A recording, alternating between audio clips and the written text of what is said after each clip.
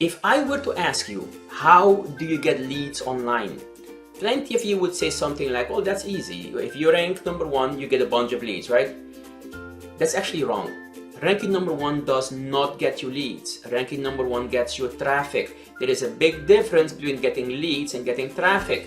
If you send out direct mail marketing pieces and you get a bunch of angry phone calls to tell you, get me off your list, what is wrong with you, you suck, you're ugly, get lost, those are not leads, that's traffic, right? You still need to have a system in place that takes that traffic and converts that traffic into leads. It doesn't just happen automatically just because you rank number one. There is only one system that can do that, and only one. We call that system credibility. Only credibility can take traffic and convert that traffic into leads. And this brings us to lesson number 2. We are going to talk about phone numbers and email addresses. And before I get into it, I get it. This is obvious. This is very simple. Why would you bother? Trust me when I say this. These lessons start simple and they become quite harder, and that is why I do it this way. We are going to go step by step by step. We will cover everything that is required, no matter how simple it is, and we're going to make sure you do it right, because lead generation really is all about credibility, and you need to have the credibility dialed in before you start to rank. If you rank number one and you are not credible, you will drop and it'll be far harder to get back on top. So credibility is first and foremost, okay? So phone numbers and email addresses. Here we go. Imagine I have 2 emails coming into my inbox. One is from a guy that has an email address, john_nike@gmail.com.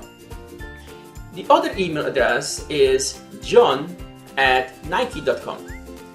Which email address do you think is more credible? Obviously, john@nike.com, right? That's the point. You need to come up with an email address that is based on your domain name. My email address, for example, is gerald@SEOforrealestateinvestors.com.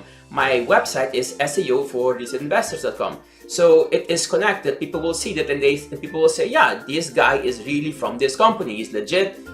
He's credible. He's far more likely to fill in the form when you get an email from a domain-based email address. Okay, so that's quite obvious.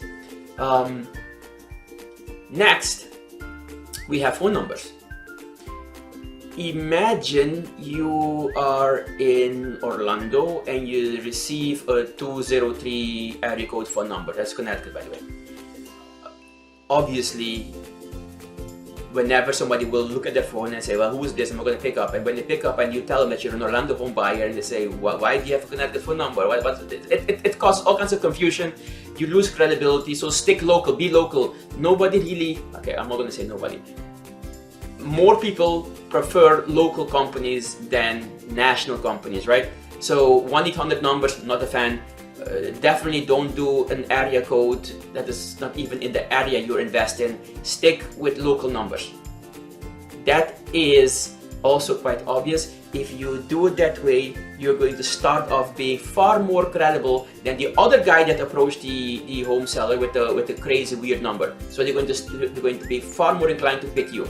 So those are the 2 items I wanted to cover today. Lesson 3 will follow quite soon. Again, it will get harder and harder. So get involved, do these tasks, because you want to get this thing done right now before we're going to dive in far deeper and it becomes far more time consuming to get this thing done. Okay? So this is lesson 2. Lesson 3 will come up soon.